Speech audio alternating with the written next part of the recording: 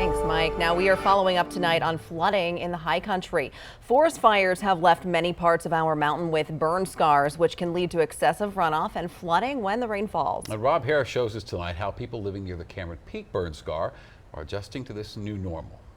Even though we've had way more rain this year compared to last year, the folks up here in Larimer County tell me they've dealt with less flooding on their property compared to last year, which is good news.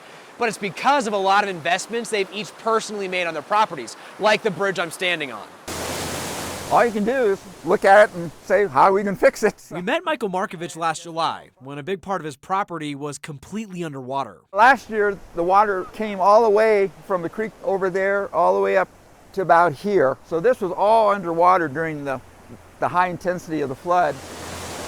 Larimer County's received a lot of rain since then. Up to 8 inches of precipitation has fallen in the western part of the county just since May 1st, according to the Colorado Climate Center. But so far, the investments the Markovich and his neighbors have made have held up. The barriers are new, just installed these in March. Last night we had a torrential rain and thunder and lightning storm, and the Miller Creek rose about 9 inches last night, which last year, if that would have happened, we'd be standing in water right here. It hasn't been cheap. Markovich says he spent about $5,000 to install this concrete barrier. I get a little afraid. His neighbor, Barb Blue, says she's had to spend about $25,000 in repairs and the installation of concrete barriers and a steel-enforced bridge. The last 2 years have been really bad, 24 flash floods in the last 2 years.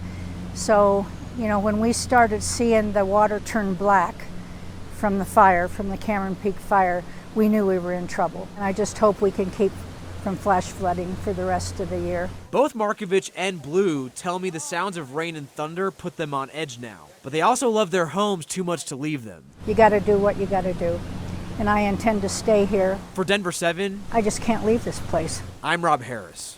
Beautiful place.